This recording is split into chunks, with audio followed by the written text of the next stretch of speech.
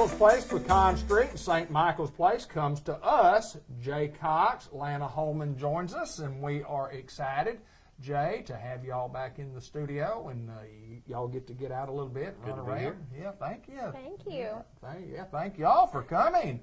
Jay, tell us a little bit about what's going on at St. Michael's, and then we'll talk to Lana a little bit about what all she does and what she brings to the table at St. Michael's Place. It's good to be here today. It's a nice day outside, and we are just excited about things going on at St. Michael's. And, you know, like everybody else, we're still fighting a pandemic, trying to stay healthy and stay secure and safe. And our facility is still doing real well and still do not have any cases in our facility. And, Awesome. and so we're still following guidelines set forth by the CDC in the state of Arkansas, still social distancing and wearing masks, hand sanitizer, all the good stuff, you know, trying to stay positive and keep our residents positive and all that. And one good thing that's happened to us before I introduce Lana is that we had some iPads shipped to us, a whole crate full. I wasn't expecting it, you know.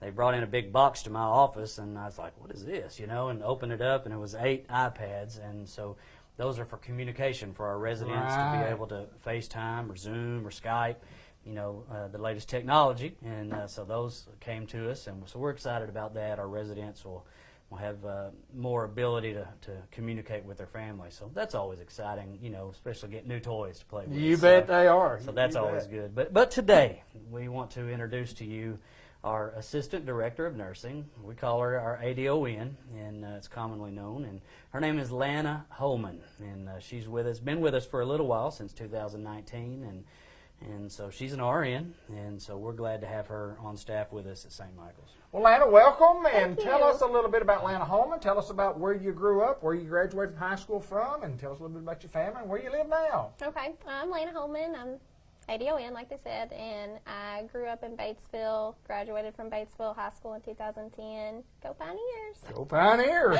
Then I proceeded with UACCB. Wasn't real sure what I wanted to do at first. Took me a little bit, but decided to go to nursing school. Graduated from the RN program in 2017. Then I started out at Harris Hospital, worked on the floor there for a little bit, got some experience.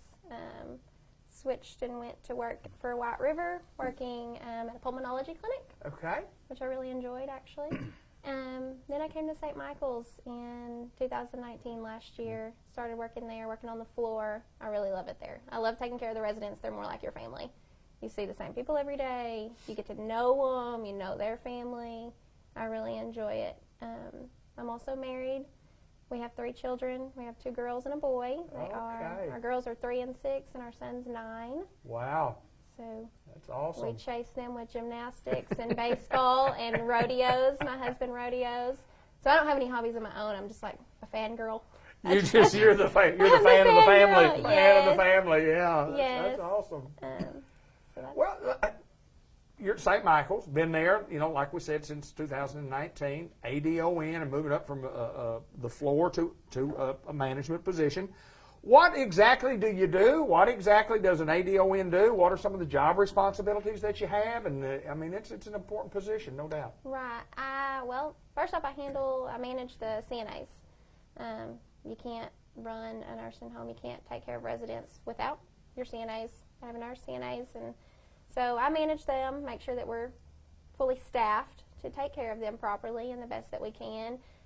Work with the DON, reviewing labs, making sure everybody's getting the medications that they need, getting the physician's appointments the way that they need to, getting all the care that they need. And also, I enjoy that I'm not on the floor now, so I have more time to kind of move around throughout the halls and spend time with residents, where when I worked on the floor, I was just kind of like only got to take care of my group. So I have more time to kind of get out there and see them and talk to them, make sure that they're doing okay. During this pandemic, has been super difficult on the residents. Yes. Not allowing family and visitors in has been super hard. So it's important for us to get out there and spend time with them and be their family when they can't be with their family at this time. You make a great point about the difficulty of that. Not only difficult on the residents and their families, but difficult on you guys as well, as you mentioned. Right. I mean, how does that affect you? I mean, on a day-to-day basis, it's different, isn't it? It's different. You got to wear a mask all the time. Wash your hands, which we do anyways. But just making sure you protect them. they're depending on us to keep them safe and to keep ourselves safe. We don't want to take anything home to our families, so we have that concern. Got to be super careful about who you're around and staying healthy, not bringing anything home, but not taking anything to the residents either. Jay mentions the iPads. What an awesome I mean, you know, when you have some technology to use to actually communicate to, quote, the outside world, Right. and it has become the outside world now Sure. because of the pandemic, and very, very important to have these, Jay. Yes. Yes. You know, and you never would have thought even a year and a half ago, or not even that long ago, that we would come to something like that. And, you know, it's easier for us to be able to still go home to our families and you know, go home at night and sleep in our own home, see our family, even our extended families. But, you know, I have to keep each day in the back of my mind that even though these residents are positive and trying to, you know, stay encouraged the best they can, that still they are not able to see their loved ones. Even the loved ones that come to the front window and visit through the phone or even through the technology, they're still missing one thing. They're missing that embrace. Absolutely. They're missing, you know, the holding of the hand and the hugs and the, you know, that affection of the closeness. You know, they're not able to touch their grandchildren and hug their grandchildren and you know, those things, as good a care as we can give, and you know, with all the right medications and with all the right, you know, labs and testings and everything that nursing does, and we have an excellent staff. That one element of the quality of life, all the technology in the world can't replace that. And so we have to do every little thing we can to make sure their quality of life is as good as it can be. You know, and that's part of the technology. But, you know, in the back of my mind each day, I have to remember that I still get to go home at night. You know, I still get to drive home every day, come back in, clock in and out. They are still lacking the one thing that all of us, you know, as a staff get to continue to have. They don't get to keep that. And that makes your job, you know, that makes your job different. Well, and Lana mentioned about you become family to these people because they actually don't have family. Right. Sure. And it's just it's a difficult situation, but the whole world is in a difficult situation, and we go up and beyond the call of duty at St. Michael's Sure. Place, and we always have. Sure. And I mean, if you need the information on St. Michael's Place, and Jay, I guess they could call, they could Yes. come by, they could visit with us, and